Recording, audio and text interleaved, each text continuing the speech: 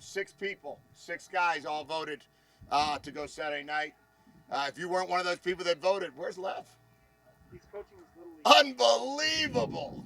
Unbelievable. He was one of the six votes. He was one of the six votes to move the scrimmage to Saturday night.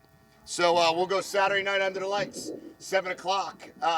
It'll be a beautiful night, and we're hoping to get all 1,500 seats filled for that one. And then we obviously have the spring game coming up a week from Saturday. But good work today in pads. Got only a few more days left of pads, a few more days left of tackling, but Saturday night should be a great one, and excited about seeing our guys improve.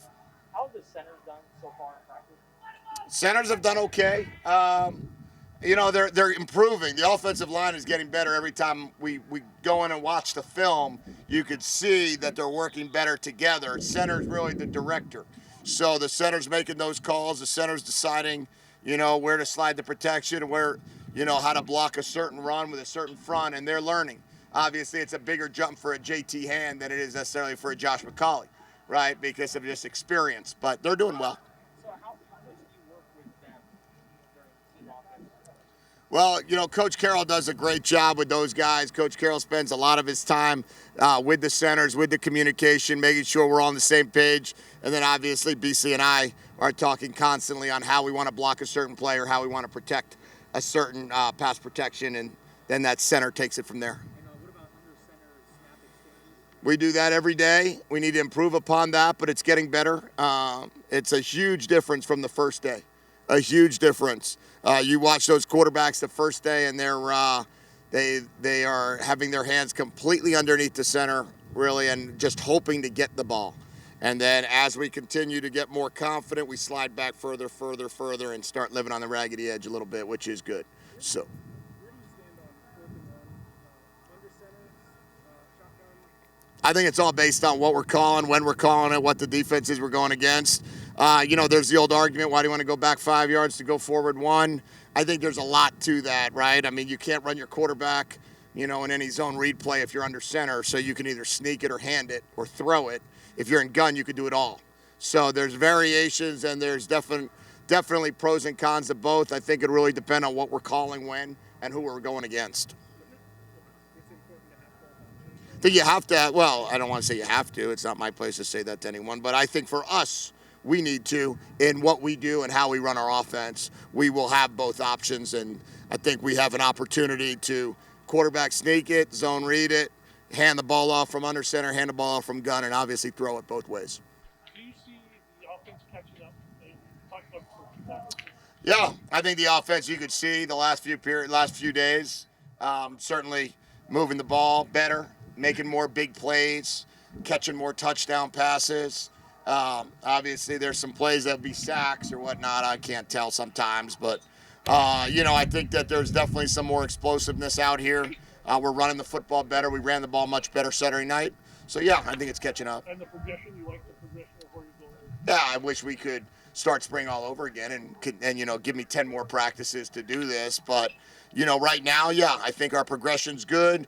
But the key is, how are we going to take it to the next level? How are we going to make these 5 or 4 left count? And then how are we going to instead use the summertime to our advantage? How was it to get Donovan Lai back? Great. It's a starting player back, right? So anytime you get a starter back, you're winning. So to us, that was an opportunity to win the practice today. What's the biggest adjustment for the offensive line, tempo-wise, playing under center versus the shotgun? I think the bigger adjustment is going from a huddle to not a huddle, right? The idea of you got to go 6 yards, 7 yards every single play extra. So you've got to figure out how are you going to get the same pressure you would put on a team by no huddle, by still huddling. So we've got to really work our offensive line to attack the line of scrimmage, go fast, make them feel like they don't know what's coming when. And that's a big challenge, more so than necessarily the tempo of the snap. You have a guy that's been banged up during the spring. How much does that impact them moving forward? Yeah, it's always a little more of a challenge when they miss the spring or they're not full go during the spring. I would just say that luckily, we have the opportunity for 28 more training camp practices. We have the opportunity to work with our guys in the summertime, depending on if they allow us to go 2 hours or 4 hours. They're still deciding that. So I think we just got to make the best use of that time. And I think it's different when you're banged up in spring versus when you're banged up in training camp. Throughout your coaching journey, is there a center that just did everything right? Oof. I've had some great centers, been around some great centers. I would hate to name one and forget about another. I'll say that the last couple that we were around, though, from, David Andrews at New England, Austin Blythe at San Francisco, at LA, and then John Sullivan at LA. Both of them, all three of them did a great job. And then my last one at UCLA, Scott Quisenberry got drafted in the 5th round, still with the Chargers. So centers I've been around have all been real good players, so I've been fortunate.